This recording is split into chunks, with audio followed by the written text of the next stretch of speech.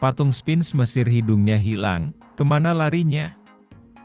Ini jawaban sejarawan Muslim. Patung Sphinx menguasai gurun Mesir selama ribuan tahun, dan dianggap sebagai salah satu simbol terpenting. Para ilmuwan masih berusaha mempelajari rahasianya. Dengan menggali dan menelusuri kembali legenda-legenda kuno yang menceritakan tentang masa dibangunnya patung ini, banyak kisah yang menguraikan sejarahnya.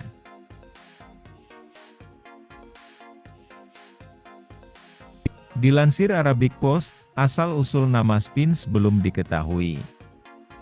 Namun, beberapa ahli mengasosiasikannya dengan istilah Mesir kuno, Shesheb'an, yang berarti gambar hidup, yang pada zaman dahulu digunakan untuk menyebut gambar dewa atau Fir'aun pada masa peradaban kuno.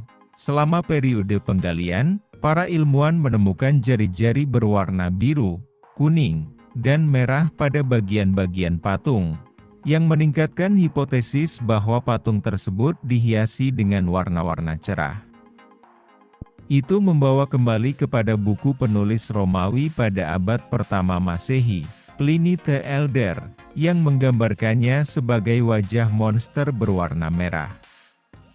Hipotesis ini membuka banyak misteri dan pertanyaan bagi para ilmuwan yang mulai mencari bukti pada peradaban kuno. Dalam mitologi Yunani, ada Sphinx berkepala wanita dan berbadan singa yang membawa sayap burung.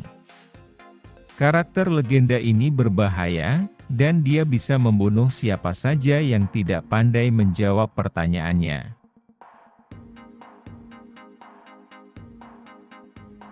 Kebalikan dari patung Mesir, yang dibangun untuk menjaga raja dan negara.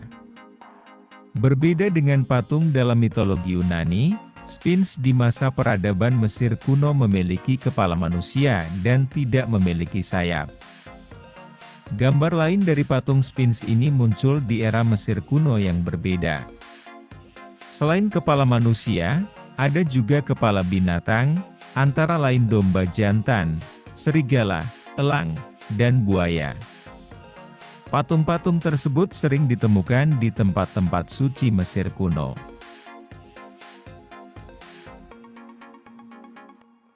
Yang sebagian besar berasal dari abad ke-13 sebelum Masehi, SM, seperti Sphinx berkepala elang di kuil Ramses II di Abu Simbel, kemudian Jalan Sphinx di Luxor yang dibangun pada abad ke-4 SM yang dipagari patung sepanjang 2,5 km yang menghubungkan kuil Karnak dan Luxor.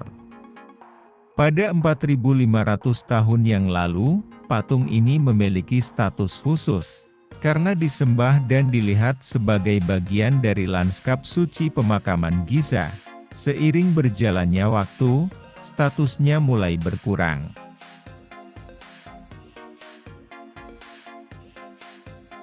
Karena pasir menyapu area tersebut, sehingga menyebabkannya tertutup sampai hanya terlihat kepalanya. Namun, pertanyaan penting selanjutnya ialah siapa yang membangun patung Sphinx dan kapan Sphinx dibangun di Giza Mesir. Sebagian besar ahli membenarkan bahwa Sphinx tersebut dibangun sekitar 4.500 tahun yang lalu, pada periode pembangunan piramida besar. Peneliti juga membenarkan hubungan Sphinx dengan makam besar di sekitarnya. Sphinx yang merupakan penjaga raksasa itu berada di antara dua piramida terpenting, yang masing-masing didirikan pada periode pemerintahan dinasti keempat yang berbeda, pada masa Khufu, yang memerintah sekitar 2500 SM, saat membangun piramida besar. Selain itu, beberapa ahli mengembalikan tanggal pembangunannya ke waktu yang jauh lebih awal, berdasarkan teks yang berasal dari 670 SM. Naskah kuno itu menggambarkan peristiwa yang terjadi ribuan tahun yang lalu, yang menunjukkan bahwa Sphinx dipulihkan pada periode tersebut.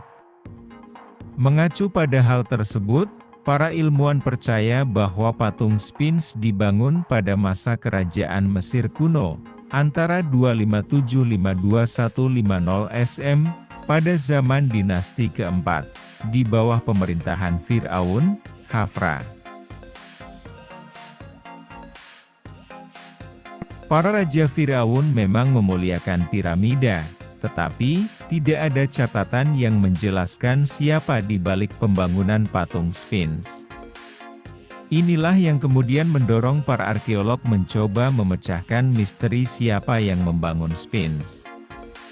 Sejauh ini, belum ditemukan bukti atau prasasti yang menelusuri jejaknya hingga masa Khufu dan Khafre. Salah satu hipotesis paling populer di kalangan sarjana peradaban Mesir saat ini, seperti Mark Lehner dan Zahi Hawass, adalah bahwa Khafra menciptakan Sphinx dan menjadikannya bagian dari proyek konstruksi besar, termasuk tempat peristirahatannya dan kompleks kuil di sekitarnya. Para peneliti ini mempelajari sisa-sisa makam dan berbagai bangunan yang diminta oleh masing-masing raja pada masa itu. Mereka percaya bahwa Sphinx diukir dari bongkahan batu kapur yang sangat besar. Rujukan dari hipotesis ini adalah adanya bongkahan batu besar untuk membangun kuil di dekatnya.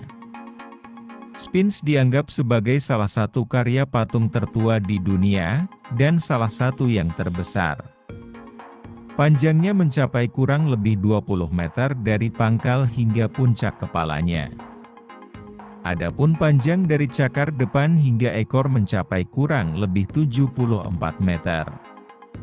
Ini membuatnya menyandang predikat raksasa gurun pasir.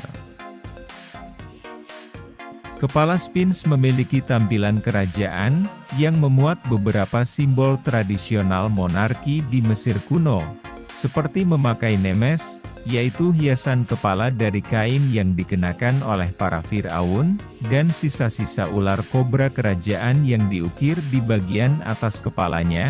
Namun yang paling terpengaruh oleh waktu pada patung tersebut adalah hidung dan janggutnya. Hal ini seolah menghidupkan kembali wajah maskulin dari zaman dahulu. Di depan patung terdapat cakar yang sangat besar. Patung Sphinx ditinggalkan setelah runtuhnya kerajaan lama, hingga menjadi reruntuhan, sementara pasir menumpuk di atasnya selama beberapa abad. Lalu ditemukan kembali pada periode kerajaan baru, antara 1539-1075 SM. Selama bertahun-tahun di zaman modern, patung Sphinx terbengkalai dan diserbu pasir sehingga hanya memperlihatkan kepalanya. Meskipun demikian, ia tidak kehilangan statusnya. Selama abad ke-12 dan ke-13, penduduk setempat tercatat memberikan persembahan kepada Sphinx untuk membanjiri sungai Nil dan meningkatkan hasil panen. Adapun pada abad ke-11, ahli geografi Afrika Utara Al-Idrisi melaporkan bahwa mereka yang ingin mendapatkan posisi di Kekhalifahan Fatimiyah, yang berbasis di Mesir, mengajukan diri ke Sphinx.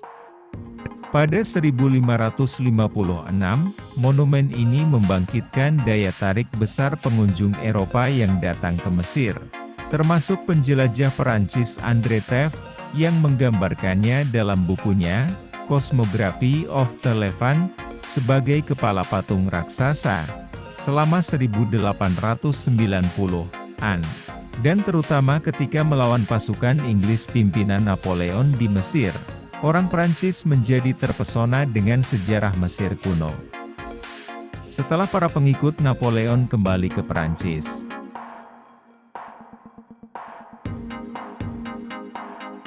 mereka mulai membuat sejarah Mesir kuno yang komprehensif dan multivolume, dengan gambaran rinci tentang segala hal yang mereka temui. Lalu sebuah cerita fiksi muncul dari zaman Napoleon di Mesir mengenai hidung Sphinx, atau ketiadaan hidungnya. Mereka mengklaim bahwa pasukan Perancis menembak hidung tersebut, yang menyebabkan Sphinx rusak. Meskipun cerita ini kuat, hal tersebut tidak benar.